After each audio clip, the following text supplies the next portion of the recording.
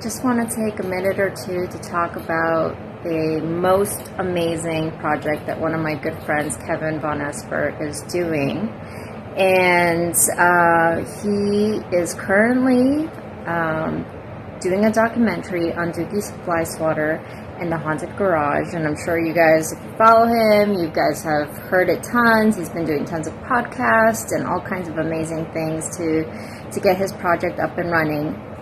And as one of his little besties, I'm here to support that. Plus, I genuinely think this band is fucking awesome, and I love this project, and I love the way Kevin approaches it and his very Vonesper style. So I wrote this down because I'm terrible at talking at a camera. I don't know why he asked me to do shit like this.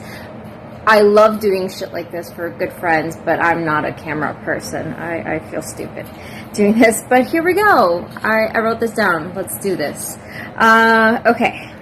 So there's only 9 more days to donate and contribute to Dukey Fly Swatter and the Haunted Garage documentary. So 9 days, guys.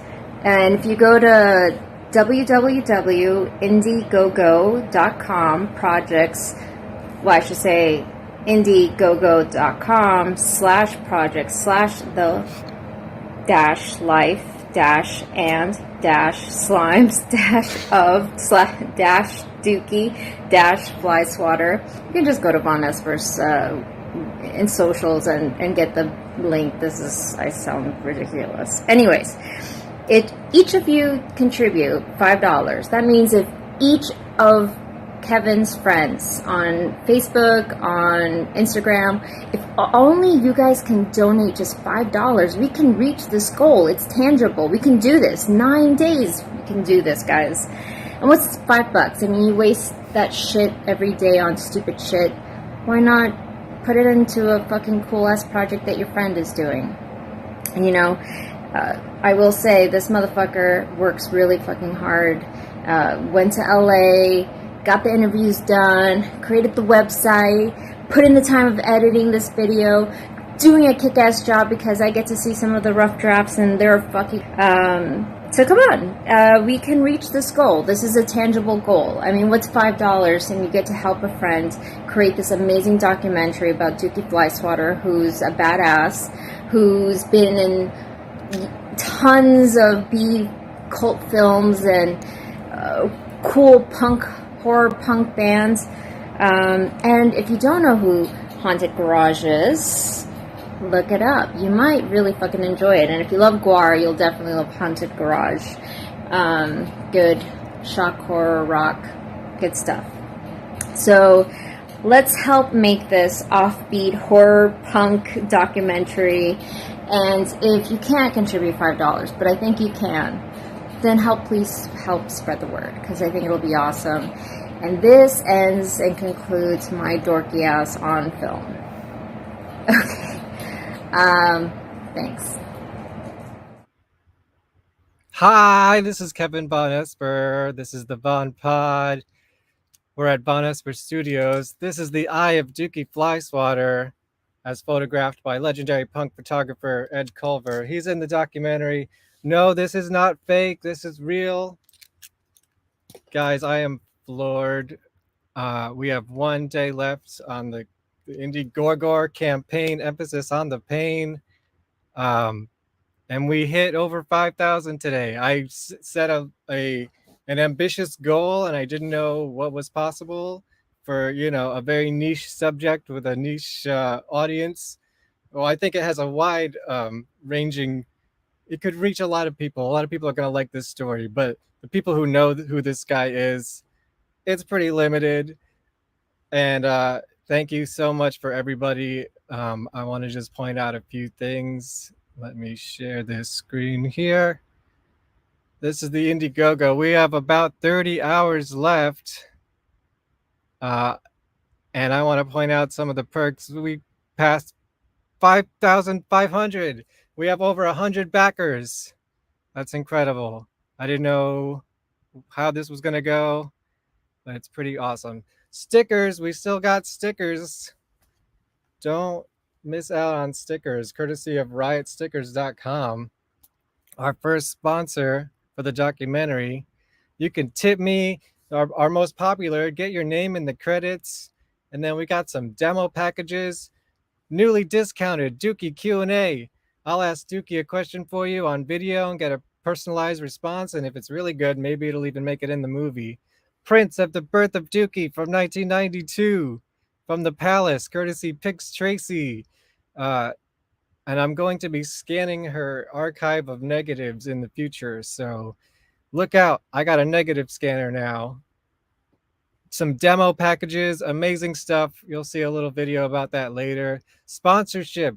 Get your logo in the opening credits, which I think is going to be animated if all goes well. Behind the scenes, as I'm making the documentary, a song for you. Me, I will write and record a song just for you. And associate, I lost it. Associate producer, now $1,000 and one claim today. So get your IMDb credit. And today we have a guest, Sweaty Lamarr. Let me pull up her bio. Sweaty Lamarr is the musical project of Tara G. in Caspro. I hope I said that correctly. A singer-songwriter who splits her time between Hoboken, New Jersey, like the Operation Ivy song, and Philadelphia. She began writing and singing in March of 2020. She's new to the game, folks. It's going to be an adventure. Taking voice lessons with the Matt Firmsworth studio and opera singer Chelsea Friedlander, and watching an almost alarming number of how to play Nico Case songs, guitar videos on YouTube.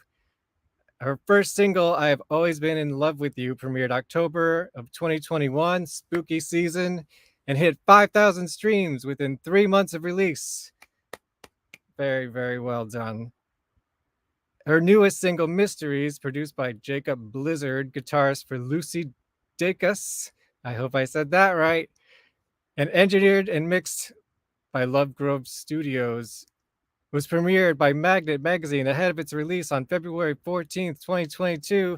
That was around my birthday, so I'm going to consider this my birthday present.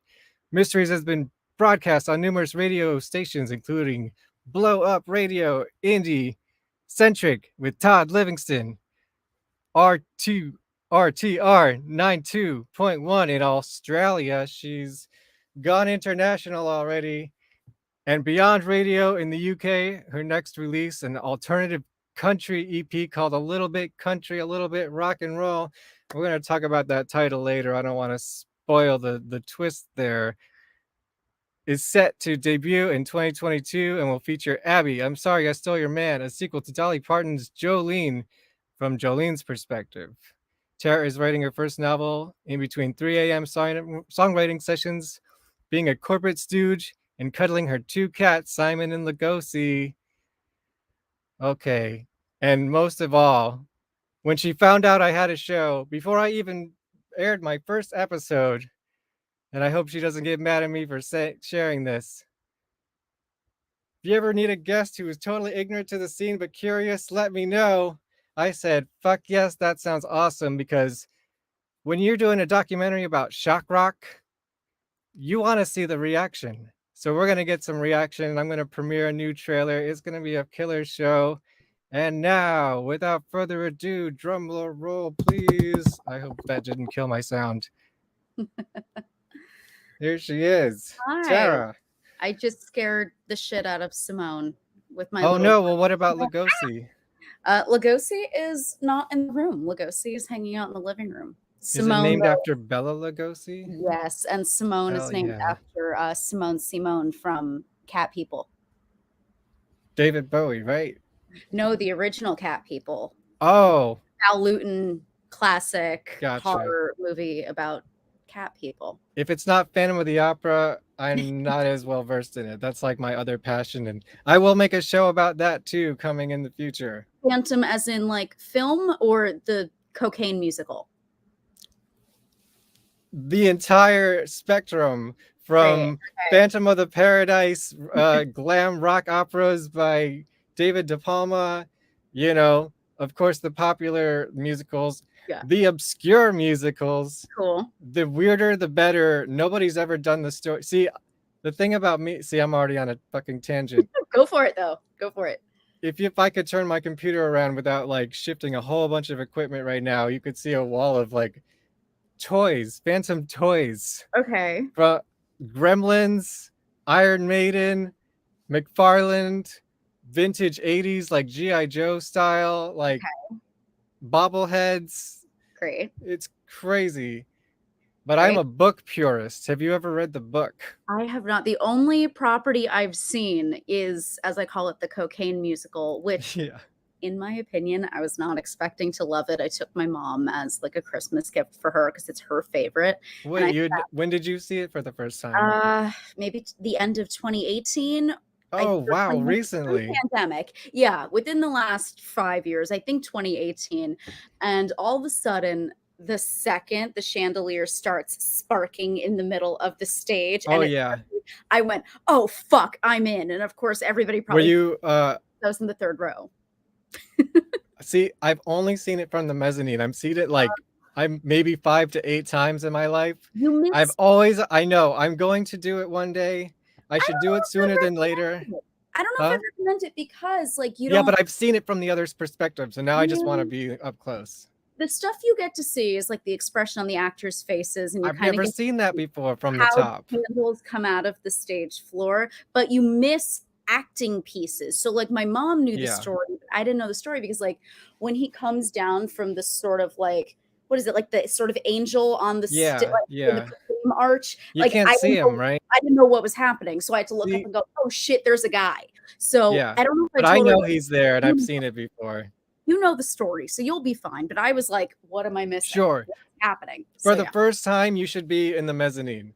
Okay. Later in life, that was just the cheapest tickets to get. You know? And if I was going with somebody new, like I wanted him to see that. Yeah. So now I deserve an orchestra seat. Yeah, I got a good deal. I will let you know how to find cheap tickets. I'm very all right. Well, I do have the summer off, so maybe that's a plan. And plus, like, God, it was such a fear that Broadway was gonna like just shut down like forever or indefinitely for a while. So, but of course, Andrew Lloyd Webber is not gonna let that happen. No, he will buy every seat himself before that shit happens. I had to say, I really did respect that he was like, I will take all of these vaccine trials to get people back in the theater. I was like, that is not just like do nothing gesturing. That was some real stuff. So I was very grateful. I've made fun of the man a million times because I used to host of course Cats, like famously part of my people know me from making fun of Cats, the movie. But I mean it's ridiculous. I had to see it 6 times because I kept getting asked to be people's like I only saw it once, but I saw Cats on Broadway when I was a kid. Yeah, I never saw it. And what you don't get from the movie experience, besides like anything redeemable at all. And I like Cats just because it's mindless and it's fun. The songs are fun, you know, whatever. The movie was terrible, but anyways, at the beginning of the show and throughout the show, the cats that are not on the center stage are like crawling around the walls and stuff. Like there's little sections for them to just be everywhere.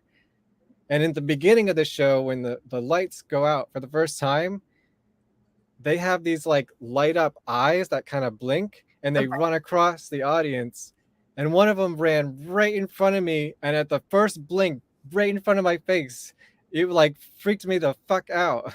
Yeah, it kind of would. It was cool, but it was like that was just very shocking. Sure, yeah, I can get that. That makes sense. But it was fun, and the Phantom of the Opera, so my brother is 8 years older than me, so whatever he kind of got into something, I would kind of get into it via proxy. Yeah, and he, for some reason, loved the Phantom of the Opera at some point in his life, and Andrew Lloyd Webber, which is weird because he's like traditionally like a Van Halen guy, you know? Okay, love Van Halen personally. Yeah, I got to see them a few times because of him as well. Never with um, David Lee Roth though, only with Sammy Hagar. No, But it's still, in this house. It's Van Halen, not Van Hagar. Pound cake is fun, but yeah. But when you don't have that option, it's like this is before the reunions. Like no. it hadn't even happened again yet. Would they? I saw them like in the 90s. songs? I think so. I think they'd have to do at least a few, right? I forget. Yeah, otherwise it's a 3-song concert. Yeah, exactly. But yeah, for some reason got into Phantom of the Opera. I was like 11 years old, so I was like a sponge.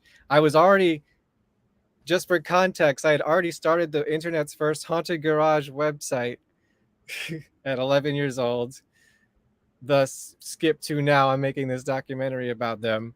But in that same time, I discovered Phantom of the Opera, and it was just kind of like this magical experience. Like we listened to the music, and then it was like, well, at the same time, we got the book from the local library, which I didn't know at the time, but it was an original American pressing that I went back to try to find, and it's not there anymore. Like from, like 100 years ago. And that was the first time I read the book. And the thing about Phantom of the Opera as a whole, I mean, this book was written in, 1890 something, right? Nobody's gotten it right yet, but it's hilarious how bad everybody gets it. And you gotta, like, it's the fun of it, Like, yes, there's the cocaine 80s, supposed to be a rock opera. You should see the original music video concept. It's bonkers. To the Freddy Krueger, Robert Englund, like, gory Phantom in the 90s, or like Brian De Palma's 70s glam opera Phantom of the Paradise, which predated Rocky Horror Picture Show, the movie, I believe. It's just crazy what's out there, and that's what I love about it. Well, I will have to check these out. Yeah, I've only seen the musical. It's the only one that I'm aware of. I can be your guide, and maybe just watching my YouTube show when I started will be enough. Totally. So, tell me a little bit more about you. What have you been doing? How are you? I'm doing okay, I guess. That's fair. I'm pulling out of that. I'm doing a little better. Tomorrow is a big major news day at Sweaty Lamarr headquarters. That's right. Do you want to tease anything? Yeah, just the thing that everybody has been asking me, when is blank coming out? They will have I was one of those people. Tomorrow. So yeah, so they'll know what's up tomorrow. I'm gonna post it early. And then probably try to do some like AMA question stuff tomorrow so people can ask any questions that they have. And where's that going to be, on Instagram, or are they just like the stories, or are you going to do a live video? I never do live, like I never do Instagram live. It's just I'm going to do stories, and people can ask what they want to ask, and then it goes away, which is nice. I like when things can go away because the internet feels all too permanent sometimes. So I do very briefly remember a time before the internet. Yeah, I had maybe 7 years. That's kind of part of the charm of that, is like, circling back around to what I'm doing now. This whole, like, there's a craze right now, like a retro VHS nostalgia, and not just VHS, but like video games, like I'm sure, and everything from like the 80s, early 90s. And that's the exact era that my story occurs. And this guy wrote and was in some of the zaniest movies that you would think like would be forgotten by now, because you would have to go to a video store and have a VCR, and you couldn't even buy movies at that time. Like, you had to rent them. And now they're all like on special edition Blu-rays and shit, Who would have ever thought Hollywood Chainsaw Hookers would make it to Blu-ray? But here we are, 2K and everything. So, have you seen anything about this at all, or have you come here like totally blind? I have only seen this because of you. Yes. Right. You know, I was totally open to doing some investigative journalism on my own part. And I but told you not to. yes, I'm going to say that now because I don't want Yes. whichever rabid fans being like, she doesn't No, know no, no. anything." That's the I thing don't about know this band. I'm the only rabid fan in the entire world. Literally. Like, they know who I am even before, like, they knew me. You know? So don't worry, that's not gonna happen. When you said, like, have me on, like, I'm curious, blah, blah, blah, I thought that was perfect because most of my guests have, you know, an idea of what this is. And Yeah, having someone to, like, bounce off of that has no idea, like, then I wanted you to be as fresh as possible. yeah, which I will do this. I will go Yeah, into yeah. the journey blindfolded. That's okay. But I want you to talk about your stuff too. Because, Sure. you know, I don't know how much you want to reveal about this until tomorrow, I but mean, you I have can, a little bit to do with shock rock. I guess. I You mean, kind of have a little shock rock in your persona, I think. little. What I can say is, I mean, I've announced this plenty of times. I have an EP coming out. It's called A Little Bit Country, A Little Bit Rock and Roll. The title is spelled, You yeah, that Cuntry. didn't. Yeah. Yeah, I think that's brilliant, and Thank you. I was surprised it hadn't been then taken. you're gonna get it. That's exactly where the parental advisory sticker is gonna go, and on that you. Yes. Yeah. There are a couple songs that have the little explicit icon, which I'm excited about because those are my first few songs that have an explicit button. My first two Yeah. singles didn't have any inappropriate lyrics I or know, I was so disappointed. no Just profanity. kidding. You know, you can be inappropriate without using the word. That's true. You can be classy about it, and you can be crass about it, and they're both okay. Yeah, I'm like maybe I'm a little crassy. You know, I like that. just a little crassy. Well, should I play you the trailer? Yeah, let's premiere it. Well, no, this one, I'm going to show you what's out there. But later on, I will premiere a new teaser that All I right. just Let's cooked see up. the original. The Yeah, I before. want you to see the original first. Perfect. All right. Let's go. Oops. That was just to know which video was. All right, are you ready? I'm ready. There used to be discussion about the importance of danger, chaos, the possibility of something happening that really wasn't on the schedule. Mr. Dukey Fly Swatter and The Haunted Garage!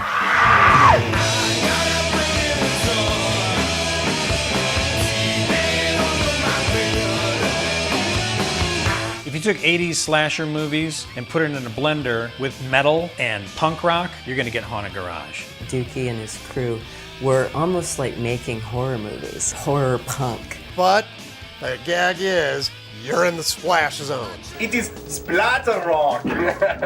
It is chainsaw rock and roll. Not only chainsaw them, but would pull the guts out and spread them all over the place. It's like going to a horror movie, except it's actually happening. There was this real fervor at the time about shock rock, how bad it was for the kids. The shock value was exactly what I wanted. I look over and I see Dukey with his arms on fire. The flashes from the rear end. He got brain surgery live on stage. Whenever you find something weird, we'll give a use for it. It's not an act that we put on to go on stage. We were real. There was some shit being exercised right there. That was the raw stuff. You walk out of there feeling like you've maybe left the planet for a little while. Their legacy is they were unique. They did things that weren't being done, and they did things that were outside of people's comfort zones. Dukey was always just ahead of his time on that. But it really rocked hard. I mean, he had really good musicians in the band. We didn't want it to be only this deep. We wanted it to be this deep. It's Haunted Garage. That's the whole point of taking things too far. They just were doing it to have a good time and make you laugh. It was always fucking fun. Actually, we're a lot more stable than I think Bill Cosby.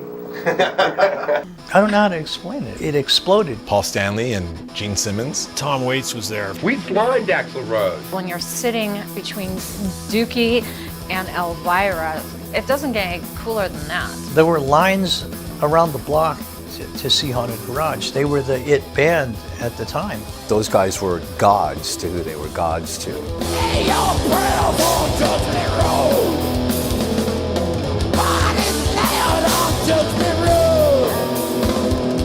He's an icon of the underground exploitational genre. Punk rock god of Hollywood. Bela Lugosi's horrible punk rock grandson. G.G. Allen, but fun. He's like a friendly vampire. He was LA's Peter Lorre. You need somebody in a movie, that's the guy that you want. Roger Ebert said it's the worst movie he's ever seen. Cold Steel, Sharon Stone? Who knew? He had a great writing career. He puts everything he's got into it. He made his whole life his art. I think that the whole world should know about it. Now I'm gonna cry. Slam, slam, slam, slam, slam.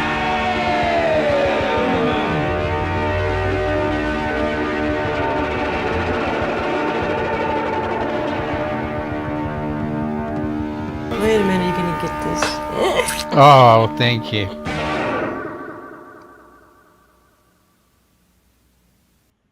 Sweaty Lamarr, what do you know about shock rock?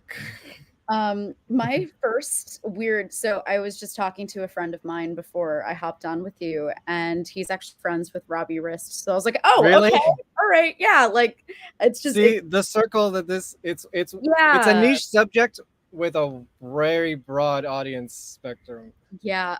My favorite thing about this trailer, I mean, you did a great job. I love the whole slime motif here, but my favorite thing is that one flyer that they show for Haunted Garage, and it just says "and Nirvana" with Seattle in parentheses. That took me back. 'Cause, like, I kind of came up in the Philly DIY community when I lived there when I went to college, and every flyer would be like the hometown bands, and then blah, blah, Maryland, and you're like, Right. okay, those are the outsiders, and we didn't know who they were half the time, so it's just cute to see Nirvana as, like, 1988, and guess who didn't show up? Nirvana did not show up to the gig. They Oh, canceled shit. day of. Haunted my Garage played an extra long set, and I have it on video. Wow. But that's the point, is like they were like the kings of the underground of LA, like to the and that was actually a San Francisco show, but California. And like Nirvana, Tool, White Zombie, they were all opening for Haunted Garage. Yeah.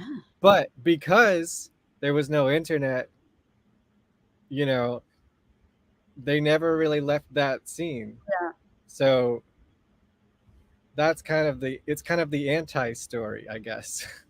I mean, it happens a lot. I went to Beatle Fest one year, many years ago, and Chris Who? Montez. Beatle Fest, the fest for Beatles, The fans. Beatles? Yeah. Who's that? Yeah, they sound really obscure. Yeah. And Chris Montez was there, and he was talking about the Beatles opening for him. And Chris Montez, most people here probably have no idea who Chris Montez is. I like Chris Montez, but I'm one Who of is those. Chris Montez? Just Chris in Montez- case somebody here doesn't Yes. know. Chris Montez had one song that I really love called "The More I See You."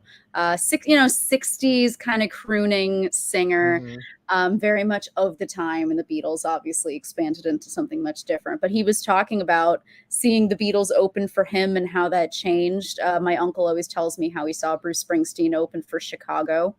Like, these are just, it happens sometimes. Have you seen any opening bands that became huge? I'm trying to think. Oh, I have one. You first. Unless you don't have one. Wait, you tell me, because I'm going to think about it. I'm Okay. sure I have. Well, I don't know what you know about my hometown scene where I live, where I grew up and where I live again now after a 15-year gap in New York City.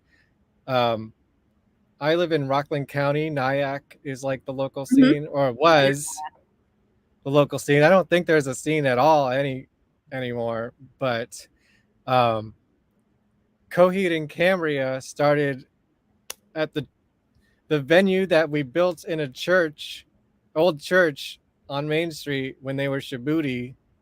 So like I was filming videos of them in the 90s or maybe early 2000s when they were Shibuti, maybe once. So that's I guess the band, but I haven't I guess the thing though is I've never seen them in a huge like I've seen them at like semi-large venues, but my brother saw them open for like Iron Maiden, like that's a different Yeah. level. I never saw Yeah. them at that level, although I know they're there. Yeah, more and more what I see now are incredibly huge artists being asked to open up for huger artists. Like Jenny Lewis has been opening up for Harry Styles, and I'm like, Jenny Lewis was around longer. Jenny Lewis has more songs. So that was kind of crazy to me, but who am I to complain because I got to see Jenny and Harry on the same set. But yeah, I've seen it happen a bunch. That's cool. How is that? Does Harry Styles have a big show? I really don't know anything Yeah. about him. He's got a very sort of 70s glam rock feel. It feels like Bowie. It also feels like Van Morrison. It's he's got some of those sounds and he really loves Van Morrison. So it's beyond pop music now. Yeah, his solo stuff never really, it feels pop in that it's not like Guar, but it's on new Guar album out tomorrow, by the way. featuring Harry Styles, obviously. Well, they might chop his head off. Oh God, no, not my son. Don't worry, it'll come back for the next show and the next night. Always does. Yeah, they now his sound really doesn't feel like what you expect when you hear modern pop, which is maybe Lady Gaga or maybe just artists you never hear of, except like you hear the background music at like Forever 21, like that kind of stuff that seems mass produced. Now his stuff is much more. If anyone still goes to the mall. Yeah, I haven't been to a mall in a really long time. A movie theater in a mall, yes, but not like I'm going. Kind of the same. Maybe once I had to go around the stores, but like I go there for the movie theater. Yeah, it's just, we have one of the biggest malls in America down the street from me. Oh yeah, I know the one. Palisades. I've been 1,000,007 times. Yeah, I've been on I that used to work there. I've been to that Dave and Buster's. I know that mall very well. That's funny. Yeah. Well, I'm not from far. Like yeah. Maybe. Where are you now? Philly? I'm in Hoboken. Okay. Yeah, Philly. I split my time between Hoboken and Philly. Gotcha. Right now, I'm in Jersey. Philadelphia. They have a venue that's like a church. It is also. my favorite venue. Is that Mr. Smalls? Well, there's. Or is that something else? Or am I getting the name wrong? Mr. Smalls kind of counts. The one that you've probably heard of the most, I would guess, is First Unitarian, which is, it's not, because First Unitarian is the greatest venue in the world. It is a literal Unitarian church. It's not like, a sarcastic title. No, Guar plays there. They recorded a live album there. Yeah, I've definitely not been to Mr. Smalls. I have definitely been to the First Unitarian. I have cried and bled at First Unitarian. So Philly has several churchy venues, but gotcha. The church. Mr. Smalls is really cool because it's like an old church, and you're just like, it's like on a hill, sort of. It's weird. And I played there on tour with Green Jelly. If you know anything about Green Jelly. I don't. That is a whole separate podcast. Just after this, go watch the Three Little Pigs video because it's one of the best music videos of all time. Okay. And it spawned Tool, actually. Oh, okay. They were all members of Green Jelly, and they started Tool, living in that practice space, basically. Oh. And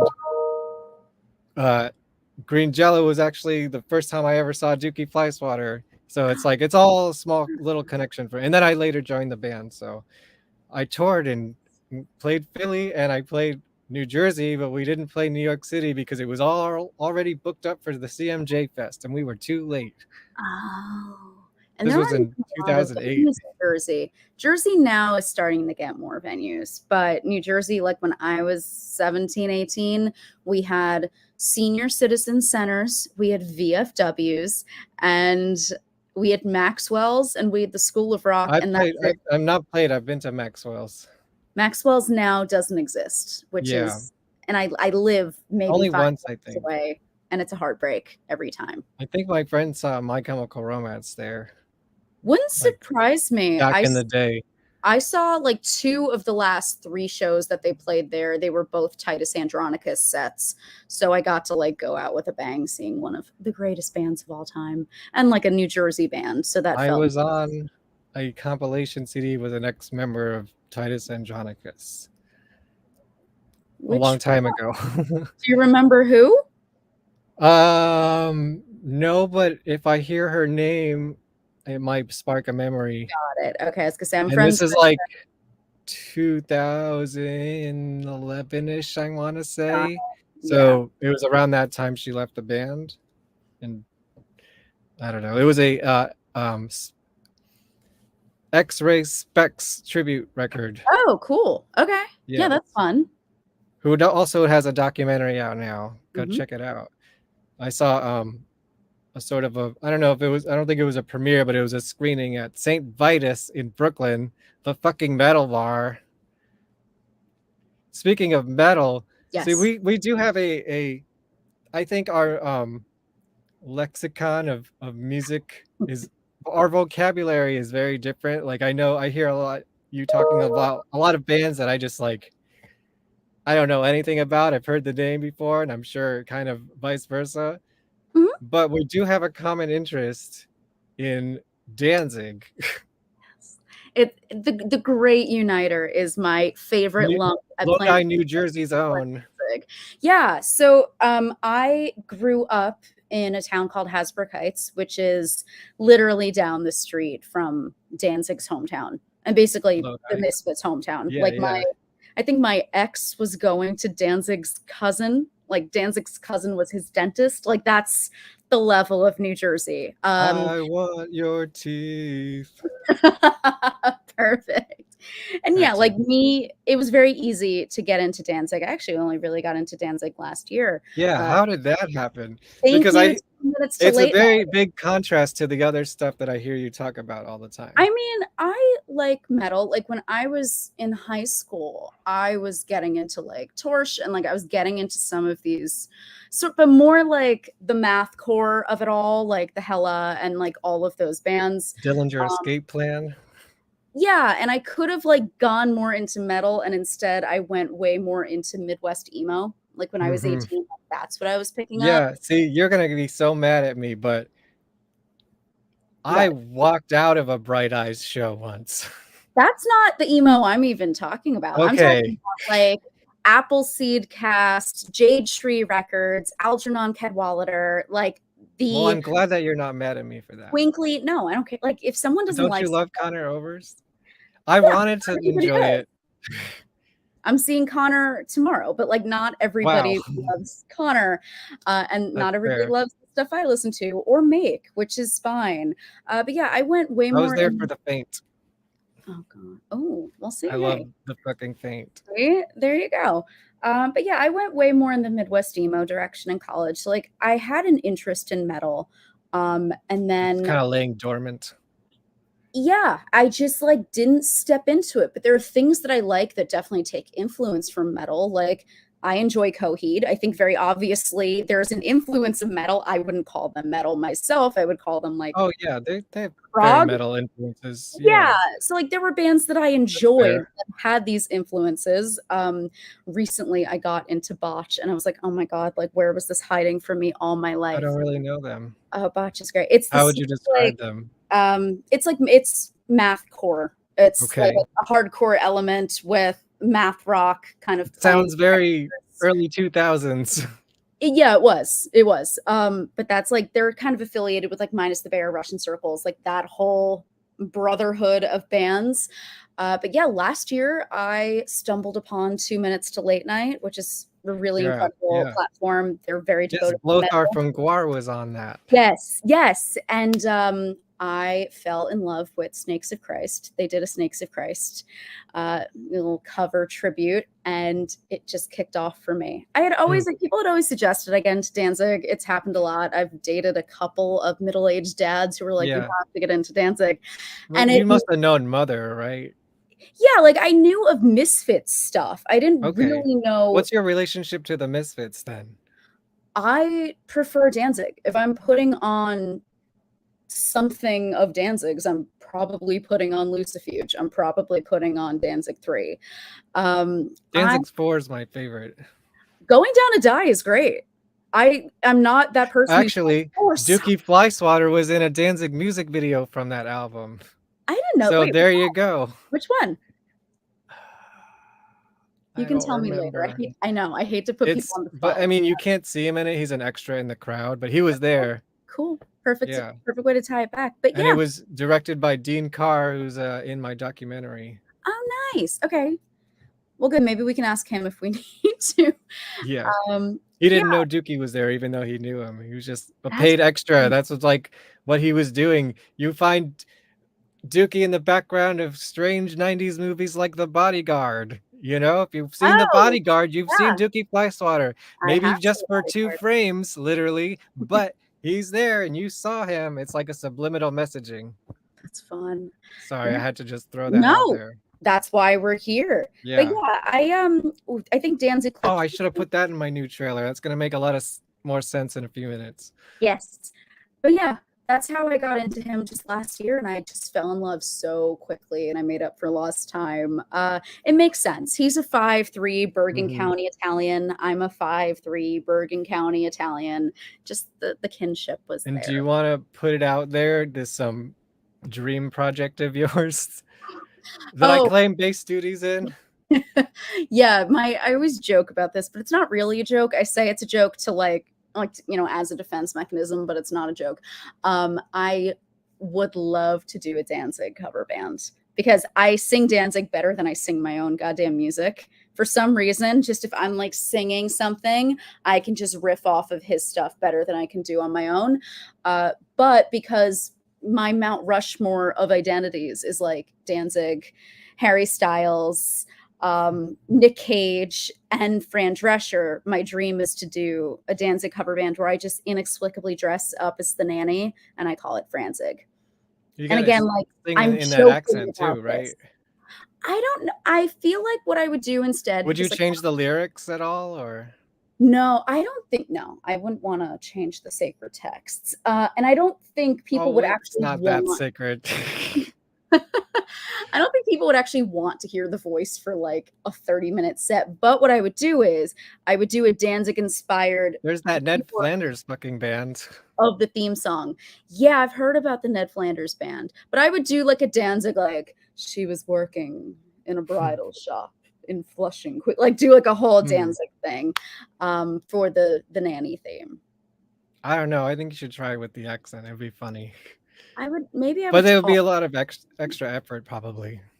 Oh my god, yeah, I can't imagine doing that to my voice. Like it might drive you insane just practicing it. Yeah, and I already like don't feel like I'm a good singer.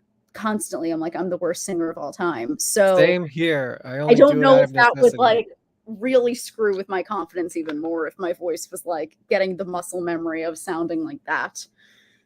Speaking of, here, I got an exclusive clip before I do the trailer. All right. This is all raw footage that I throw together, but this is about the Misfits' influence on Haunted Garage. I always love when they do the Misfit covers. If there's anything that I had done to affect Dukey on the music, I was a big Misfits fan. Michael had heard of the Misfits, but he had not heard them. I'd play the Misfits, and he would like bit by bit say, "Who is this? Are they saying like movie titles in the songs? Yeah, this is the Misfits. This is brilliant." And I said, "It's punk." If there was anything I might want to say to you of the music that I've heard of your blues band is that it's just a tad too slow. Maybe if you just kicked it up a little bit, that might be your little niche. At the time, the Misfits had been broken up. This is around 87 now. He started coming up with titles that may not necessarily have been from movies, but they sounded like they would be titles for movies. Michael writes horror movies. That changed things. The tempo just got phenomenally faster. And all of a sudden people were forming pits. Yeah, especially Little Green Men. Once people heard that, people that knew Haunted Garage before were saying, wow, this is different. It was a perfect thing for post-punk because there were, punk rockers. These people were coming over to the shows, and not just the Misfits either. There were other bands that were doing it. There were a couple of bands that they had played with, like the Serial Killers and even Guar. I was not aware of the Misfits before Haunted Garage, so they had no influence on me whatsoever. So how about, what's that? I like the no influence. Yeah, he was the bass player. I mean, I think he was a fan of the Misfits because I've seen him with Misfits shirts on, but I think he was into Southern rock. It's funny though, because I feel like what Danzig wound up creating later has this, I don't know if I'd call it Southern, but it has that like New Yeah, he's Orleans, gotten a little bit more. Well, there's that his New new Orleans. movie is a Western vampire movie. Yeah, it's so interesting. He fell right into the trap that I've seen so many people I know get into, where like, I'm from Jersey. Jersey culture is literally Sopranos, and like it is Sopranos and Jersey Shore. Like, it's not too far off from what we all are deep inside, like our little gutter rat selves.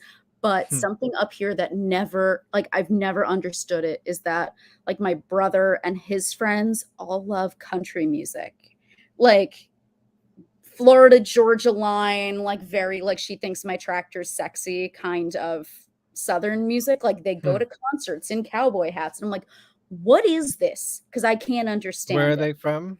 They're from New Jersey. Oh, like what the they're hell? little suburban sheltered kids from like lily white communities in Jersey. I'm like, where did you get this whole like I'm into? Well, if you want to bridge the gap, he just did release an album of Elvis covers.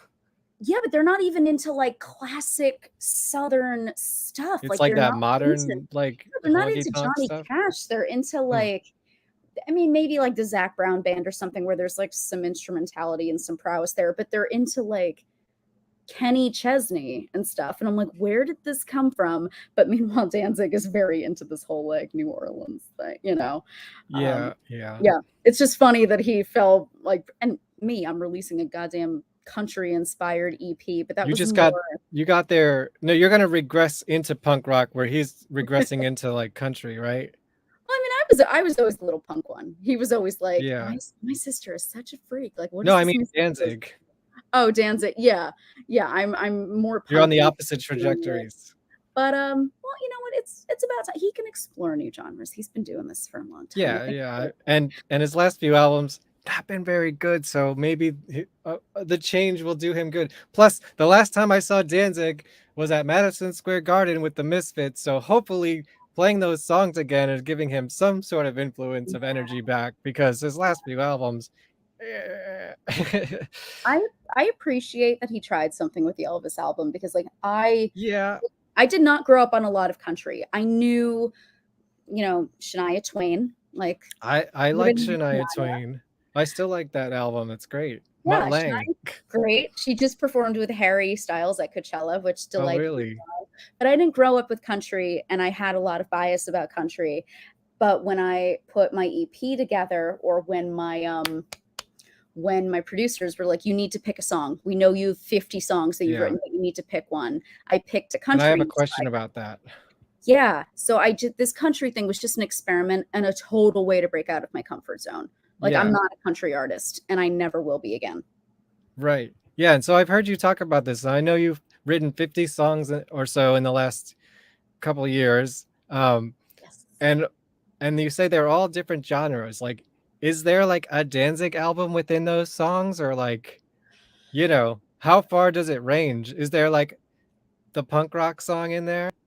There's stuff that feels sort of like Joan Jett punky, like not punky like the stuff that we're looking at here, but punky in that, like our moms would say, oh, that's punk, that kind of thing. Right. I've written probably the darkest stuff that I've written feels like Touche. Like, how heavy is it gonna get? Yeah, like, I mean, I've written some stuff that feels like Touche Amore. That's probably the darkest that I've gone. Like, I've not written like Dio. You'll have to send me something. I don't know what that is. Yeah, Touche Amore is very like, it is a guy screaming, and that's about it.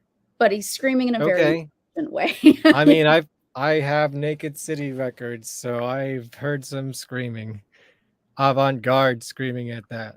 And this is just, I mean, this is just sort of melodic screaming, but yeah, I've written some stuff that feels darker, and then, you know, I, for my next project, kind of go back and forth between, well, do I go back to the sort of Phoebe Bridgers, Bright Eyes inspired ambient stuff like my first 2 singles, or do I go more into a glam rocky, not punk in terms of what you and I would do a little bit of everything. I think that keeps it interesting. Yeah, I gotta just decide literally what the next release would be, because I have most of my stuff falls into either the atmospheric Phoebe Bridgers somber stuff, Lucy Dacus, that vibe, or something a little more glam rock, Susie Quattro inspired, that kind of thing. So gotcha. Speaking of, yes, I think it's time for some ads. Great. I gotta pay the bills, but the problem is the sponsor is me. Pay those bills. I wish I could pay myself. But actually put together today for this show, not only The Haunted Garage, the new teaser trailer that I'll play in a little bit, but a trailer for my once this campaign ends, I'm shifting gears for a bit and I'm finishing my first solo album. Yay! One of 3 albums that I have been recording and developing simultaneously since the pandemic. It's like 95% there. Okay, amazing. And so I'm going to show that and a couple other ads for myself. And one of them is going to be for the documentary, but then I'm going to premiere the new one. Great. How about that? Go for it. And now, a word from our sponsors. Welcome to my pity party. Everyone's invited to celebrate your misery. Apart but hits.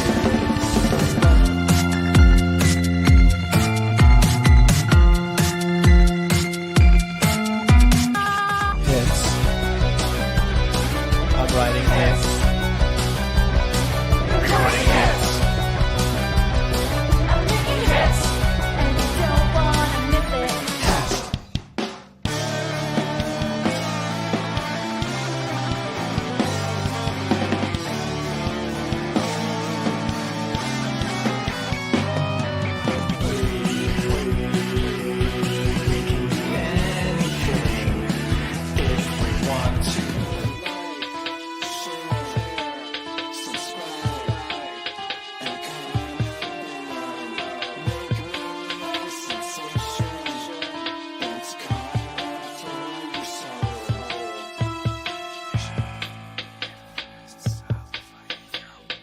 Comment below! Comment below! Comment below! VonEsper Studios is a multimedia production company in the New York City area specializing in capturing your moments in the forms of audio, video, and photography content. VonEsper Studios Music is the audio production and songwriting division that can create the perfect song for your needs. This is an example of just that. Need a jingle to make you tingle? VonEsper Studios Music is ready to write the hits you need for your project. If you are a singer, performer, business owner, or podcast host, you need great tunes to entice your audience. Or maybe you just need a theme song for yourself. VonEsper Studios is ready to create something to suit your needs. VonEsper Studios is ready to score your car commercial.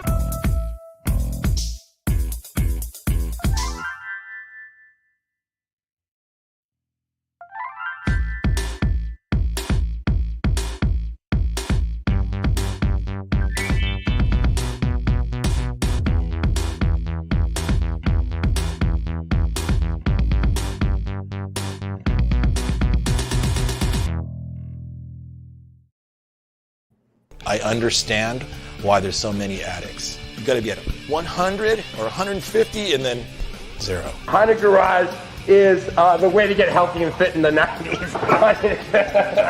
He and I share a common affliction. I think I heard of them at an AA meeting. People that came to Haunted Garage shows, I started seeing them in meetings. I thought you just had to be like fucked up to enjoy our music. You never know where help's going to come from. And in my case, came from Dukey Flyswatter. Dukey was the intricate part to me getting sober at the time. We'd never heard of the word sober. We're like, sober? What's that? Just his presence sometimes has been really good for people. Just knowing the man made it easier for me to deal with my own mental illness. Being bipolar was the perfect vehicle for this band. That was before medication. Mental is the other side of genius. I'm Bill Wilson, don't you fuck with me. I am the trendy king sobriety. I'm Bill Wilson, don't you fuck with me. I am the trendy king sobriety. Me and Dr. Bob like to singing on a hook. Me and Dr. Bob formed a cold roller book. Used to be Bobby Jones, now it's movie stars and funny. Used to be Bobby Jones, now it's movie stars and funny. Haunted Garage. And the best album cover of all time, in my opinion. That looks really cool. Right? Wait, do you like AFI? I've really heard like one song. Okay. Truly. So he did some cover art for them too. That looked great. That reminds me of that. Is that a roller coaster? I saw it. Yeah, look at this. So it reminds me of the Nothing But Trouble, that Dan Aykroyd, that like horrible Dan Aykroyd movie. That's what that reminds me of. Yeah, they're on a bone roller coaster into Satan. And there's faces in the flames. Yes. They Crazy. seem nice, I guess. Yeah, I mean, the zombies are having fun, and the clowns eating people are having fun. The people hanging from balloons, maybe not so much. But you see, they may look sick on the, but they're responsible, and sometimes sober people. There's a whole different side of an arc that people wouldn't expect from such a shock rock crazy band. Are you ready for the premiere? Yes. Are you ready? You guys, are you excited to it's share like it? Probably 30 or 29 hours now to donate to this campaign. Let's fucking do it. Get your fucking stickers. They're cheap. $5 for 5 stickers. I'll send them to you in an envelope. And I'm pretty proud of this one. If you're into this, or if you're not into punk rock and horror movies, and you just want like a cool Hollywood story, it's for you. So check it out. What influence did B movies have on the band? How many tapes do you have? How many loads have you got? It started out as a band that was covering bad songs from bad movies. I mean, it should be looked at as a legacy of Los Angeles. They lived the movie lifestyle. I had seen many of Dukey's movies long before I knew who he was. I first saw Dukey Flyswatter in a Green Jello video. Because as soon as I saw him up on the stage, I'd go, oh, fuck, that's that guy from Surf Nazis. Roger Ebert said it's the worst movie he's ever seen. They were such a part of our scene. You know, a cult movie that's got its own fans. We've attracted our own fans and our own family. Within a city of misfits like Hollywood, we were misfits. He's an icon of the underground exploitational genre. Punk rock god of Hollywood. It was neat to see the same faces always orbiting this universe that Dukey Flyswatter seemed to be in the center of. There was celebrities, weird people, cool people, interesting people. Axl and Sass came to see us, and I slimed them really good. Paul Stanley and Gene Simmons. Tom Waits was there. I remember Fishbone showing up at a couple of gigs. Courtney Love was afraid of us. When you're sitting between Dukey and Elvira, it doesn't get any cooler than that. Spike Lee wasn't impressed. Just about to go on stage and Flea grabs my shoulder. White Zombie and Haunted Garage and Tool were all in the same bill. I think Soundgarden was opening for you. I would not be surprised. I did a nude painting. Clive Barker owns that painting. Los Angeles seems to be a haven for insularly popular artist situation. You can destroy here, and nobody knows where you are anywhere else. No. It's crazy. We'd like to be an A movie someday. A B-A movie. An A-B movie. A B-A movie? A B-A. Yeah.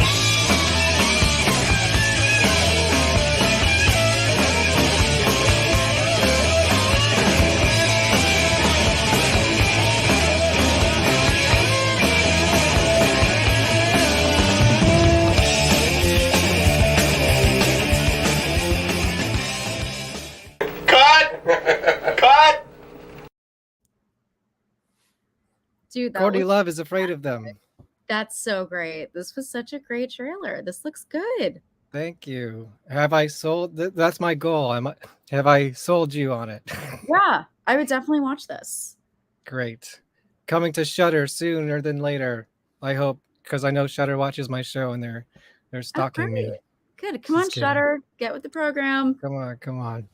Are you gonna have any music videos? Probably not. You know, I know. No. Yeah, so I'm bad at the visual component of this. Like, the publicity firm that is working with me on this was like, we should get you on TikTok. And I'm like, fuck no. It is cheaper than music videos. I rarely these days, I work mostly from home. I rarely want to put on makeup. I do not want to be like dolled up and being like, hey guys, I'm doing a dance. Like I can't. So a music video where I have to like stand around in Spanx and also possibly like suggestively dance. I don't do it. If I have a budget someday and I could get someone to do like a animated video, like great. I don't want to have to be in it. Oh, yeah. I was just listening to a podcast right before today, and they were talking about how artists who are new have so much pressure to like please the fans on social media that it almost like over encompasses the art. But like, could you imagine Maynard from Tool or Danzig like on TikTok? Like, it would ruin everything. Yeah, I follow Danzig on Instagram, and sometimes he just posts Instagram stories of like OnlyFans girls, and I'm like, you know what? He's dating like a porn star. I actually feel comforted by this because that's exactly what I would expect him to be sharing. Like, hey, yeah, I support sex work. If you're on OnlyFans, I support what I'm saying. it. It's fine. I'll subscribe to your page and check it out. You know, I like to support the arts. Yeah, for me, I'm like, this is exactly what I would expect for him to post. So it has not like ruined my. But he doesn't have his own, huh? He doesn't have his own OnlyFans? No. Only Dan's? It would be only Dan's. With a Z. Would you subscribe if Danzig had an OnlyFans? It would depend on what he was doing. Well, like, have you seen his first movie, Verotic? So funny. I have not seen Verotica yet. I plan on doing it. I just haven't seen it yet. I'm like nervous. I'm less nervous about the Western. I'm more nervous about Veronica. It's rough. It's a rough ride. Yeah. I would not want to watch it alone either. So I'm like, no, you shouldn't. I think I did. Together. Oh man, I just feel so bad because like you've heard about these movies that are so bad they're good. But I'm sorry. This one isn't. Hollywood Chainsaw Hookers is actually a good movie. It does live up. There's a reason it's on 2K fucking Blu-ray now. It looks fun. Exactly. Verotic. I almost wish I was at a screening with him because there were certain scenes I hear people just started laughing and he didn't understand why. It's just like, it's like you don't want him in the room when you're watching it. It's uncomfortable. Danzig is the hybrid of like Tommy Wiseau and Nick Cage. Right, but he's not trying to be either of them. I know. I think he's lack of self-awareness. I think he's becoming a little bit more self-aware, probably through that experience in his older age. But I know a producer on some of his projects. I met this guy randomly on Instagram, and he was like, Danzig actually has like the best sense of humor of anyone I've ever met. And I was like, really? And he was like, yeah, he gets everything. And I was like, oh, like, but does he get himself? He might be a funny guy and enjoy funny things, but does he understand himself? What I was told was, I posted this meme. There's this account called Foul Peralta on Instagram, and they'll take like, they'll take a picture of like Will Ferrell from a movie and they'll put like a band logo over it. It's that simple. It's just matching, like, it's kind of just making fun of the band, making fun of the concept. It's usually like Hanson but Nirvana. Yeah, that. I posted one and it was Nick Cage, like definitely like Valley Girl era with like this leather jacket on, and they just captioned it Danzig. And I reposted this, and the guy who knows Danzig saw it, and he was like, I'm sending this to him. I was like, why would you send this to him? And he was like, he's gonna love it. He like we like reference Nick I Cage hope stuff all the so. time. He was like, he knows Nick Cage. I think he knows of Nick Cage. I don't know if he knows Nick Cage. Right. And he's like, He might know Nick Cage. and I was like, wait, he's really gonna like this? He was like, yeah, like he gets this stuff. He enjoys this. So I guess he at least knows like memes and has that understanding. Okay. Yeah, That's it interesting. made me happy. 'Cause I was like, oh, good, like cool. So if I ever met him someday, like not that I would be like Danzig to his face, but I would just be like, oh, he can chill. He can. I had a chance.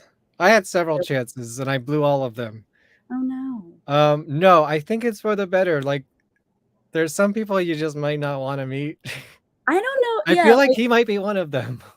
Who is your like number one, like, I want to meet this person before I die? Do you have that person? See, all my like celebrity crushes are pretty low level compared to like I'm not into let me here, this is a good segue into quickly advertising the shows coming up on VonPod, okay? Hey, look at Right? that. Look at that, my bootleg logo. You see how like okay, the V is old and I spent money on that. The pod, not so much. But you know, whatever. Fuck you. Next week, Thursday, a celebrity to nobody but myself, a fucking pioneer of shock rock, literally the first song he ever wrote for his band Impaler and released in 1983 was called Shock Rock. And they are targeted by the PMRC. And if you don't know who that is, those are those little fuckers that put those CDs on those stickers on your CDs.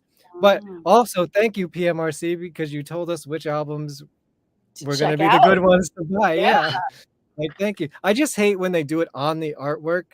But if it's on the case, whatever. But if you're actually ruining the artwork, like the CD version of this has a sticker on it and it's on the artwork.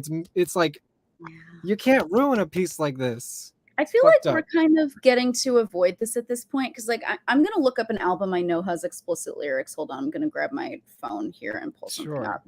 Well, because I don't plan on putting the explicit label on. No. That's something that this committee did. Yeah, but I mean, I don't think I have to do that. If I'm you don't just have. putting it on. It's like a rating system for movies. Like you don't have to get your movie rated, but Walmart won't carry it if you don't. You know what I mean? Like you don't have to, especially if you're independent. Like fucking do whatever you want. Well, I pulled up a Taylor Swift album that I know has explicit lyrics because that was the first one that came to mind. And I'm looking at the album artwork and like Apple Music did not put the explicit. Yeah, but on Apple Music, it might be song per song. Yeah, so when I'm looking at it right now, it shows like Folklore Deluxe version and it has the little E icon. Right. So that's the modern version of it, yeah. Yeah, which is fine because you're right. It's not disrupting the album artwork. So like when I put my music but it's also not a physical product. So you have to actually buy the album and see what's on the actual physical product. Which it probably has it there. Yeah. I think the same for like Miley Cyrus too, you know. But yeah, as an independent artist, you don't have to do fuck all anymore. Maybe just for the streaming services. Anyways, yes. Thursday, June 16th. That you've heard it first. A celebrity to nobody but myself. But oh my god, this is a huge one for me. Do you know anything about Buckethead? Yeah, like the guitar player with the chicken bucket and the mask, and he's a virtuoso. He was in Guns N' Roses for a while. The name and the image. That's the extent of what I know, to be honest. Well, around the same time I discovered Haunted Garage and all this other stuff that was like influenced the rest of my life, I discovered Buckethead and it changed my life forever. He has released over 300 albums since 2011, but that's a side rant. This is the singer of his original band, the weirdest one, the Deli Creeps, who were contemporaries to Haunted Garage and Guar and, you know, Green Jelly in the late 80s, early 90s. There's nothing like it. It's like the Texas Chainsaw Massacre family, but in a rock band. Mm-hmm. Fucking crazy. And he said, sounds fucking great. So Maximum Bob is going to be on the show. You're not going to want to miss this one. I'm The very fucking Deli Creeps. Trust. And you know what? I saw he was uploading the Deli Creeps album to all the streaming services just this week. So it's Nice. on at least one of them. Check it out. It's nuts. And of course, Buckethead's a mysterious virtuoso guitar player, and that's a whole other can of worms. And then Thursday, June 23rd, New York monster rock band Cut Like This. I go way back with some of these members to their previous bands, and they're making some industrial tinged like monster rock stuff, and I'm excited to have it. Oh, and by the way, so two of them are circus performers. They do like Cirque du Soleil type stunts, like they spin each other around and just crazy shit. So I'm sure we'll talk about that too. And then Thursday, June 30th, how scary is this band, The Destruct Principle? Does this scare you? I truly, if I saw this person like walk in the room at a concert I was at, I would not be afraid of them. I wasn't expecting this photo, but like I've seen this type of person walking around in a Hot Topic. Like I'm fine. I'm good. I'd be like, hi. Because usually these people are really nice. I was just gonna say that I've discovered in my lifelong passion of bands that put stupid costumes on that the crazier the costume is, the more bloody, the more like over the top scary type it is, the biggest nerds under all of that. Like they're the only ones who care that much to actually go through with it. So that's how you get your guars. I'm telling you, when guars on the bus, they're playing tabletop games like with little figurines and all kinds of nerdy shit. Yeah. So these So I'm folks are probably excited to talk to them. the person on the bottom there with the black teeth is smiling. Yeah, right? and the first time I saw her, she looked like that, and it sort of haunted me. Yeah. But at the same time, check her out on some specialty sites. She's, there's a duality there, and I'm excited to talk to them. And the first time I met them, I mean, they were friends of friends. But I was at a convention in New Jersey actually, and they were playing. And so I was working with my camera, so I was filming and taking some pictures of them, and holy shit, they are scary and spooky and like all the things you think they are, and it's very, very cool. So, and they love cats. Like the musical or the pet? We're gonna find out. Okay. And then if you can't get enough of it, go check out my previous episodes with Abby Death, Dominatrix Goddess Charlotte, and horror filmmakers Charles D. Lincoln and Chelsea Lesage. I'm going to get in trouble for that one. They are making a horror movie about a all-female punk band in some sort of zombie apocalypse, and their Kickstarter just started, so check it out. Donate to mine and then donate to theirs. They still have about a month left on theirs, so check it out. It's going to be really cool. Where was I going with all this? Oh yeah, you were going to show me some album cover. I think did you find it? You have it. I think did I not send it to you? Oh, where did you send it to? I think it should be in your email. Because I have no idea how to present something visually to Got you. what's happening here. You know what's exciting about doing a live YouTube show is like I'm a figuring video editor by trade, so I'm kind of like live video editing on the spot. But it's a little messy, but at the fun part about it is, I don't have to do any work after this is done. I don't see anything. Okay, let me send it to you right now then.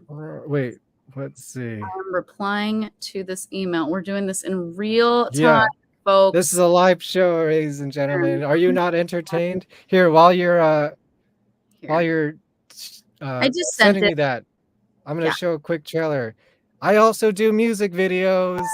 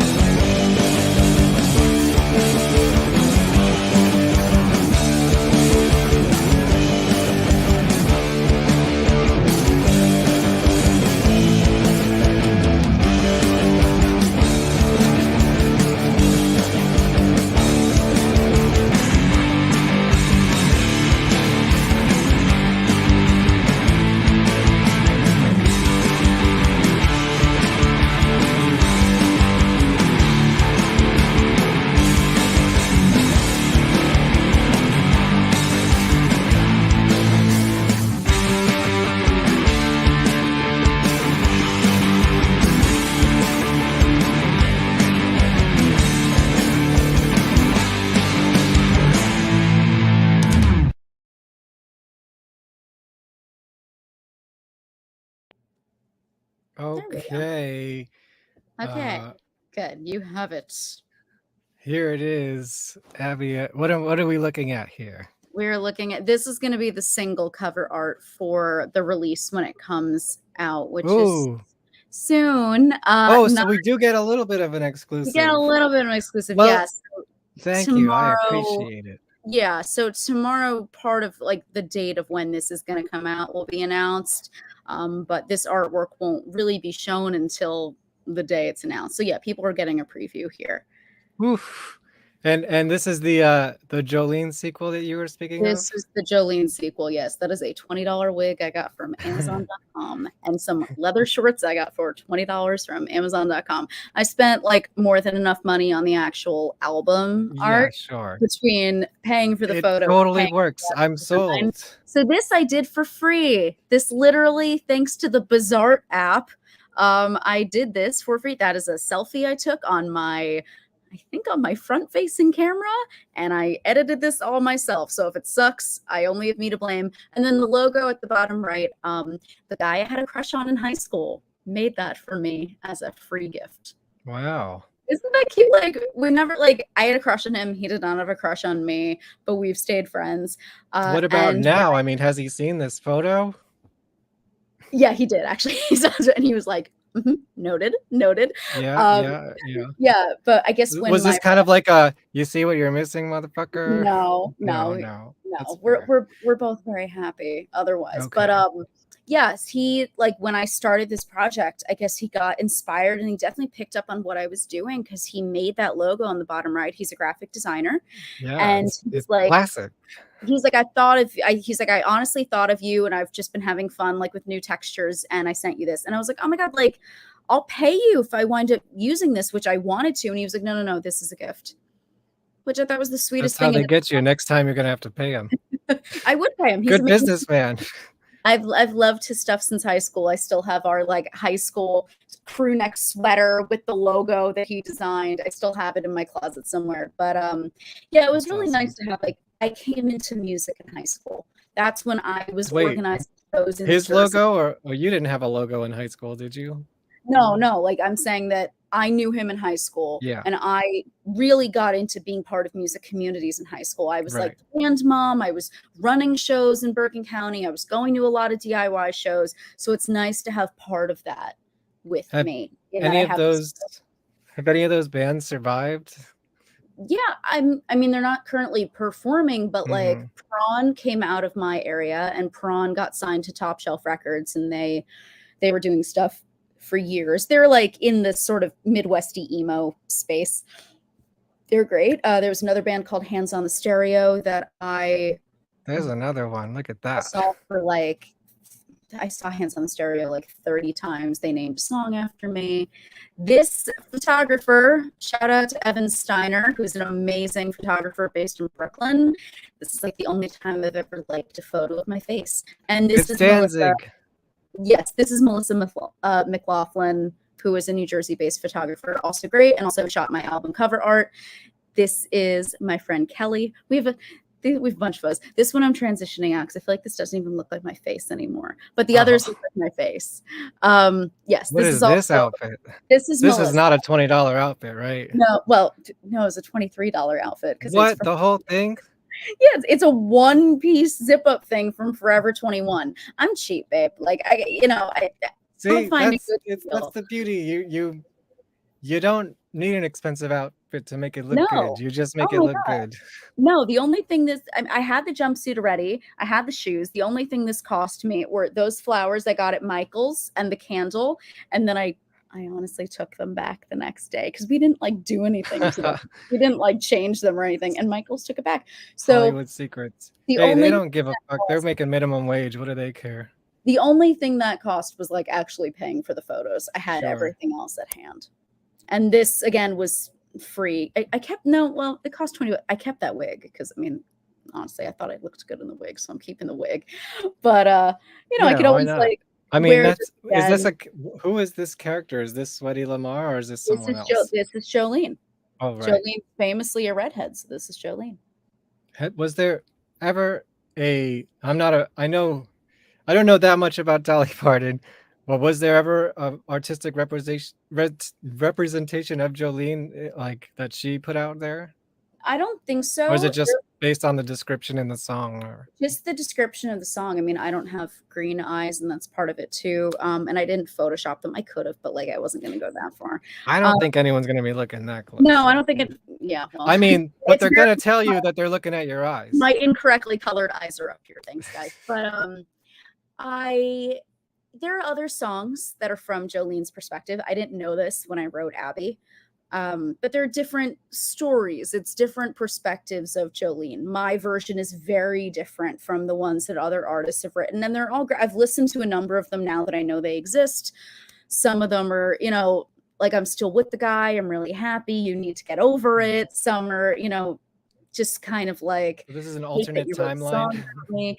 Yeah. So mine is a different story, a different version of Jolene, and one who has a different outcome than we would all expect. So And is it in the same like musical vein as the original, or? yeah, it's inspired by that. It's very inspired by the band Murder by Death, who's like the Murder by Death. is one Murder of- by Death. I think they used to tour with my friends Kiss Kiss a lot, wouldn't surprise me. who They're are an Equal Vision band. yeah, But they're it- they're from my college. Murder by Death has been playing for years and years and years. I think I first saw them in 2009, but they're an incredible, very like spaghetti western inspired band, and they have a very dark Americana sound. They're, to me, truly unique, and they're one of my favorite bands ever. Good Old War, my favorite band ever, was an influence on this track. And we pulled in things like Karen Elson. Like I wanted to go for spooky sounds, dark Americana, Southern Gothic feelings. So hopefully we embodied some of that. Did you know Guar made a country EP? Oh, I sure the fuck didn't know that, but now I really want to hear it. So please email it to me right now, because I Hold will on, be I'm gonna put up the cover because it's as amazing. soon as we wrap. I Yeah, didn't- it's only like 3 or 4 songs. It's kind of like mostly their some of their classics, but in country form. And Oh, I'm from so what I down. hear, they have they have a new album coming out tomorrow. Of course, I'm like a gigantic Guar fan too, of course. But someone I've already made seen that them. documentary. I saw them for like 5 minutes. I didn't see a whole thing, but I saw them very briefly at Riot Fest in 2017. Okay. We kind of like Did you walked. see Andrew WK? I didn't there. I've actually never seen him, which stinks because I am a fan, and like I do. Yeah? I have Tell a me t- about that. Yeah, Sorry, I know I'm keeping you past your No, bedtime, it's but fine. I'm I have fascinated. I just had to do the dishes after this. I have a T-shirt in my closet, which is a photo of the famous moment where Fabio got hit in the face by the With the bird, on bird, the roller yeah, on the- coaster, and his Yeah. face covered in blood, and it just has Going back to roller coasters. yes, yeah, there you go. And that's a callback, my friends. But it's That's how you Fabio do it. with the bloody nose, and then underneath it says Andrew WK, I get wet. And it's just a riff off. Wow, I don't think I've ever seen that. I need to find the artist. I have several shirts from them. Yeah. I think that's also Foul Peralta on it's FOUL Peralta, like Jake Peralta from Brooklyn Nine-Nine. But yeah, they do like Right, which I have to watch would the you be last able to season see of this? wherever it is. Would you? I don't know if you'd be able to see this. Like this is an Yeah. example of something that they do. Right. You know, it's just that kind of dumb stuff, but it makes me laugh. Oh, this one made me laugh today. It's Jim Carrey. It's the Smiths. That's literally all it It's is. believable. It's 5 seconds of Photoshop. Like you've got 2 minutes Yeah. to late night. You've got 5 It's- minutes to Photoshop here, but it's A funny. good idea is a good idea, you know. Yeah, I think it's really funny. So How much what? do you know about Andrew WK beyond the surface level? Oh, I've or read do you that know anything? I read that entire like The 250 journal? page article about Mike Steve. Yeah, I know the Steve whole thing. Mike, yeah. Yeah, I know the whole thing. I read that whole article. It took me like an hour and a half. I was like, oh, okay, I'm reading Oh like my god. Well, you should read the journal. I don't know when you read that, but there's been some developments in the past few years. that article, whenever that article came out, I read it maybe a year ago. Okay. Could have been. Stuff has come up. Right now he's doing the act of like being a normal guy because he's engaged to Kat Dennings. Yeah, and he also deleted all his he's completely disappeared. He deleted everything. He just disappeared. I think he's Except on either, some of Kat Dennings' stories. I think he's like resetting, or he's preparing himself for the scariest act yet. We have no idea. Well, that's exactly what I think, because I go really deep into this, and that's I wasn't thinking I would show this, even though I had it queued up just in case. But I actually started an Andrew WK show about a year ago or so. Oh, Like this is like the Phantom thing. It's like such a rabbit hole that it's impossible to talk about without everyone's head fucking just we exploding. should have just done a whole hour on that. That would have just been good. You'll be on my Andrew WK show, because the format of that will just be because I was basically doing this, but before I discovered the technology to do this live and with all this, I was editing, and it's too much post-production on something that's not making me money, if you know what I mean. Trust me, I know what that's like. I released music in 2022, so I know exactly what that's like. So that's the beauty of this. I don't have to do anything with this once it's done. It lives on, and I've already edited it live. But I've kind of archived, one of my pandemic-ish obsession projects was just archiving his entire history. Okay. This was before he disappeared. So I kind of was we knew something was brewing, because his new album's just super, super, super weird, and his new music videos and everything. And I'm I saw him for the first time in 2003. I've met him briefly a couple times. He used to own Santos Party House in New York City. I saw him perform there, fronting Marky Ramone's band, singing all Ramones songs. Okay, I've seen him do 3+ hour lectures at NYU. So I've been a fan for a long time, going back to it was the release day of his second album. So what, 2002 or 3? 20 years ago, almost. Yeah, wow. Fuck. Crazy, right? That's crazy. Yeah, that makes, you know what that makes me? What? Old. Listen, we're all there. I have a big concert coming up in October that I just bought tickets for, and I'm like, I am gonna have to put Dr. Scholl's inserts in my shoes. Is it X? No, it's Algernon Cadwallader. I'm gonna try to go see them in New York, and I just got tickets for Philly. I don't know what that is.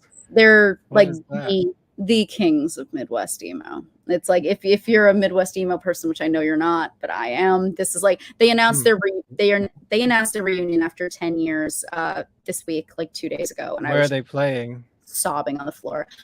In Brooklyn, they're playing the Monarch, which I've never heard of. I've never been there. I think that's St. where I'm Vitus is supposed to go to a show soon. Yeah, St. Vitus is hosting the show though. It's St. Vitus is Oh. hosting at this venue. I don't know. Okay, but it's and- bigger than St. Vitus, right? Because St. Vitus is tiny. Yeah, Philly in comparison, they're doing Union Transfer at Philly, which is a pretty big venue. Okay, I've yeah. seen Algernon in people's literal basements, Right. small, maybe 50 people capacity. So this is a big step up. But this show, I got very lucky and I got tickets early because Philly is going to sell out in 3 seconds. They're Philly based. So we're all just sobbing in text messages to each other. We're just oh my God, we're going to hear these songs again. I still have the shoes I wore the first time I saw Algernon in Philly. Wow. I literally What, for nostalgic purposes, or just Yeah. because you like them still? No, they're just literally. You're not I keep these because they touched the floor or near No, the band. oh my God, no. They're Okay. it was just this sort of thing. I have certain clothes that I keep for sentimental reasons. Sure. And those shoes, they were new. They were new Vans, and the lace, the little plastic piece that keeps the lace Yeah, together. that fucker that never stays put. Yeah, that got literally someone because I was in the pit. It got smashed and the whole lace unfrayed. So it's just this. And I looked down and I had bruises all over me the next day. It's a vicious pit. It's not angry, but it's you're going to get hit. And Is it energetic music or yeah, what? it feels positive. It's energetic. It's boppy and poppy. But it's pit music. Okay. And I looked down the next day and I was I'm gonna save these because it was just a really special night. See, what that reminds me of is Yeah. I'm not sure if we've connected on this or not. I forget because it's just too many people. The World Inferno Friendship Society. I don't think I know them. Okay. No. I don't think I have the time to go into that one. Algernon is very similar to, if you've heard of Captain Jazz, or if any of your viewers have heard of Captain Jazz, which was like the original Midwest emo, like the Kinsella brothers. It's that. It doesn't sound like they're similar musically, but just in the way their audience reacts. Like they are very World similar. Inferno is like because the singer just passed away last year, R.I.P. And it hit us really hard. Whatever. But that was like the only place where I still went that I could, what I call, shake off my demons, because I'm getting older. Like I can't just be in the pit all the fucking time. Yeah, Like I get that.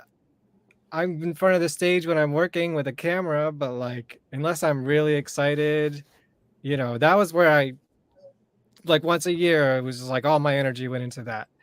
But this was like a group of 8 or 9 people, mixed crowd, mixed instrumentation, accordions and violins, but like they all had suits and dresses on, and you're thinking, like, if you don't know what's happening, you're like, why is the crowd shouting tonight we're gonna fuck shit up? And then the second they start, the entire room just completely explodes. And it's like this sophisticated punk rock. It's the energy of punk. Okay. But through the lens of like Peter Lorre. Ooh. And this is a big Peter Lorre household. Okay. My household. And actually one of the drummers that used to be in that band is on my record coming out. Brian Biglione from the Dresden Dolls. Oh, yeah, of course I know who the Dresden Dolls are. Nice. Yeah, he's the drummer that you saw in that video. Yeah, that's exciting. Yeah, he's been a friend for a long time. Well, because of World Inferno, like it's such a community. He was in that band when Dresden Dolls broke up. And of course, they're back together now, more or less.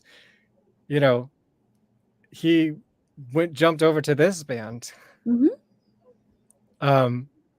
Can I show you like a minute of something that I made years ago?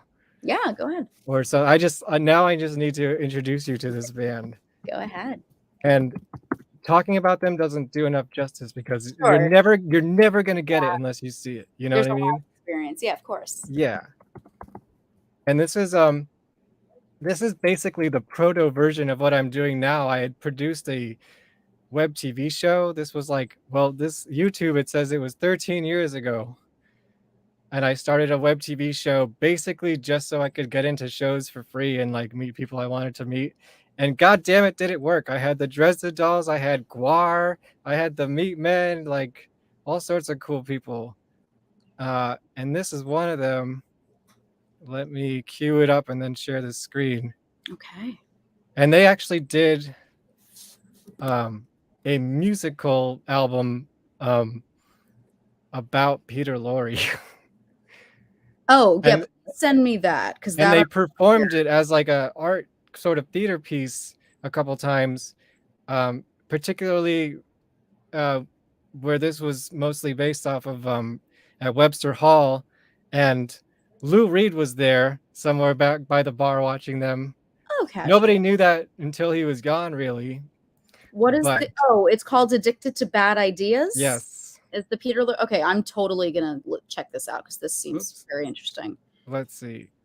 Share screen. Live television. Woohoo. Okay. Let's see if this works. Can you see this? Yeah, right now there's no video playing, but I can see like YouTube. Is that working?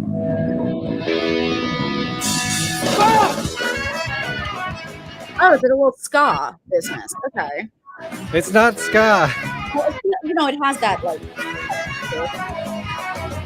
I'm Evan with Twilight Vision TV, and I've been drinking quite a bit of wine on an empty stomach today, so please excuse any slurring. So there you go. I just fuck up the intro every time. And I'm joined here by Jack Terrycloth, the lead singer of the World Inferno Friendship Society, one of my favorite bands. Oh, thanks, Evan. Why don't you tell me what the World Inferno Friendship Society means? Does it mean to me or mean to you? What it means to me is the way to communicate to the world all the frustrations and ebullient hopes that I always wish life could be. It means to you a bunch of fun people to hang around with and come to shows and buy wine for. Oh, actually, speaking of which, would you like a wine? Oh, yeah. Salute.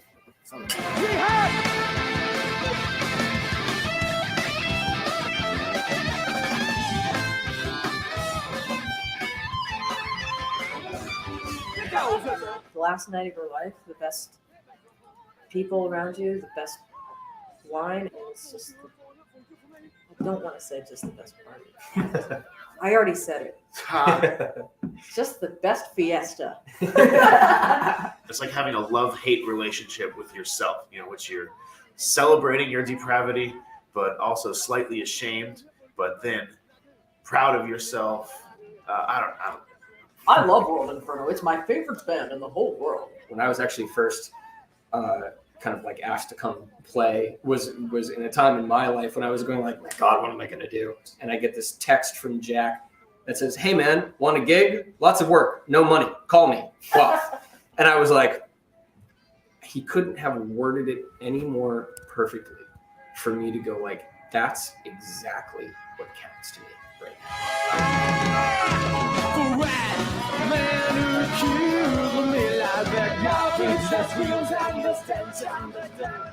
It's World Inferno's mission in the world. To make the impossible likely.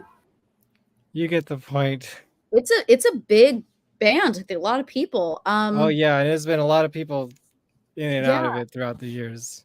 Well, that's cool. Another cult band. I love my cult bands, and that one, like, oh my God, just nothing like it ever existed and never will again. My son. I don't know if you hear it. My son is yelling at me. Do we get to see one of them? Lagosi is way too big to pick up. Okay. He is a large boy. Let me see if I can get my little chicken. Mommy, Because Mommy. World Inferno does have a song called they have a whole album called All Borders Are Porous to Cats, and another song called Cats Are Not Lucky Creatures. Can you say hi? She's good except when We're gonna make you a star. no, she's very much the type who's like, I will not get out of bed for less than $10,000. But this is my Well, beautiful Simone. Bill me, yeah, right. Oh, chica. Okay. You're done. Okay, well that was nice. She's very cuddly, but she has strong boundaries. So when she's done, she's like, I'm out of here. Thank you so That's much. fair. Yeah. It's okay, chicken. You're allowed Well, to is there anything else you want to share with us? We should all be excited for your announcements tomorrow. Yeah, it's tomorrow morning. And then Tell everyone to donate to the documentary. yes, I'll be announcing my album, Lagosi. Please stop. He's very sweet, but he's very needy. Yeah, I have that. And then once the album is out this summer, which thank God, I just have to figure out what's next. I have a novel that I've written like well over 200 pages of, and I want to finish that because it's been on pause for like a year while this album is getting done. I know this. Yeah, I've been flip-flopping between music and the documentary. Like I'll go hard for like 3 months in one direction, and then like the complete opposite. Yeah. So I got to finish this goddamn novel and then, figure out what sound I want to do next for my music. And I have metal. I wish I don't like have the collaborators and producers for that at the ready. Yeah, that's true. I would need like a band. And I haven't written I'm any. a whole band.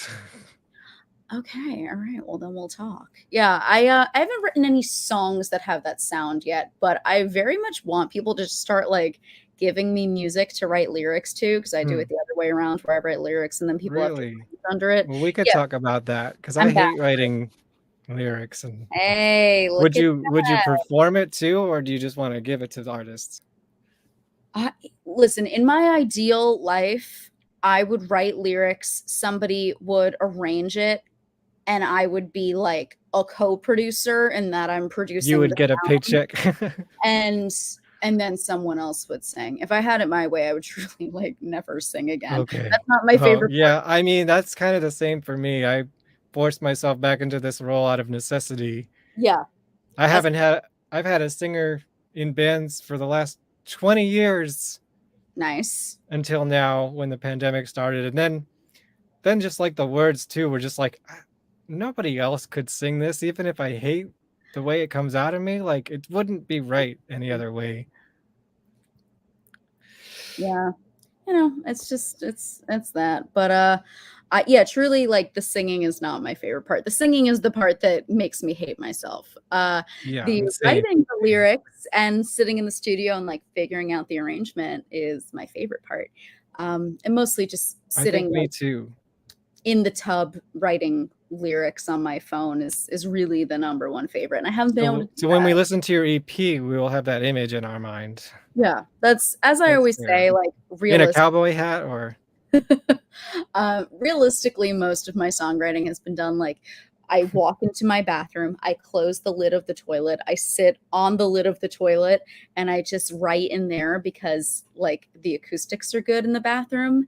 And then if it's like 3 a.m, I'm not waking anyone up as much, because like True, if I was singing in my bedroom in the living room, people would hear it. But if I'm in the bathroom, there's a little bit of isolation. So yeah, most of my songwriting is done on the toilet, which is You heard it here.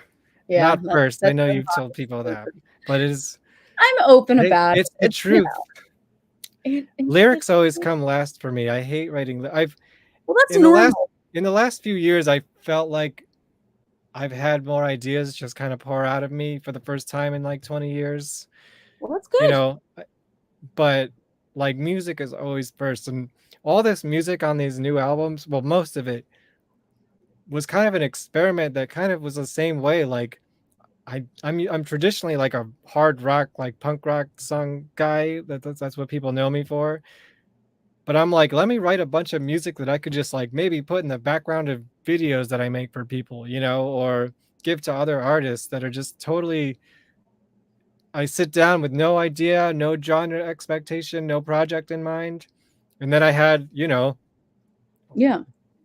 dozens of pieces that eventually I was like, you know what, I could fit this together. So it was like the opposite, Yeah, most people I know, right? because nobody wanted to take it. No.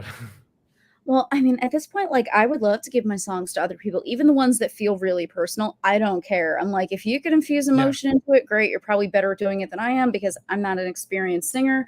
I'm Well, more. people can cover it. I mean, how many people have covered Jolene? You know what I mean? Yeah, I would hope that, like, that is a hope for me that this song comes out and someone really loves it and covers it, and they're a much better singer than I am. On and TikTok. They can take it and run with it. And I'm like, good. All right. I'm getting my check. I wrote the song.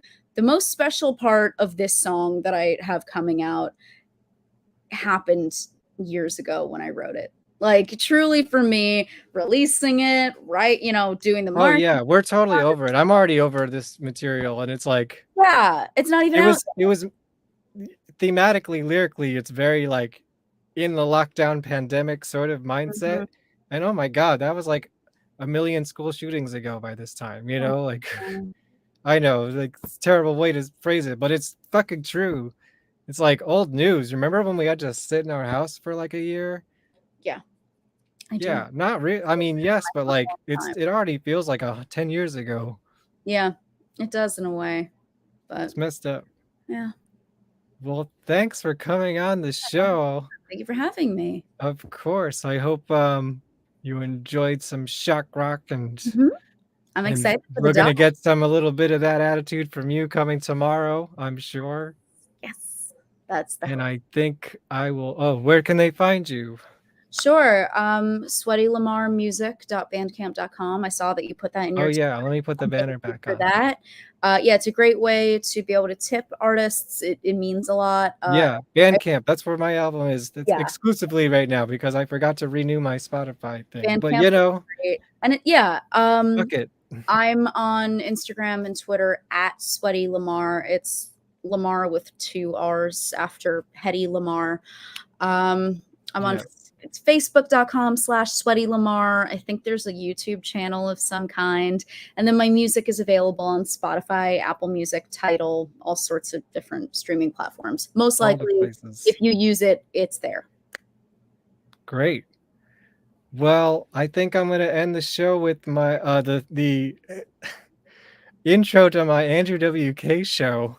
Great. Just to entice you and anyone else who's listening that maybe I'll bring this back soon because I'm gonna have some free time on my hands. And the whole thing is like So yeah, I started explaining this. I archived his entire history, and then I started going back through it, and I collected a lot of like artifacts and like rare projects that he did like pre Andrew WK and stuff like that. Like I have the physical media to like talk about.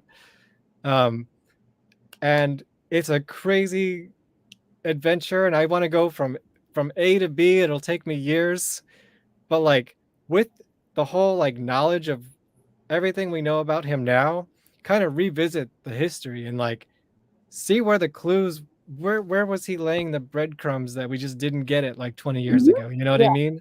With it's like it's seeing it through a new lens. And yeah, I'm gonna say you're gonna have to come join me on one of those adventures. And we'll explore some Andrew WK history, yeah? Mm-hmm. All right. Well, have a good night, everybody. Thanks for joining. 29 hours left. Fucking donate to the cause and let's get this this documentary. It's gonna happen either way, but the more you grease the wheel, the easier it's gonna be. You know what I mean? It's a DIY punk rock grassroots passion project. And if that's not worth giving $5 for just that sentence, I don't know what is. And now something completely unrelated, except it's another conceptual artist, but we didn't know that when he first came out. It's the Andrew WK Files. And yes, I did do the music as well.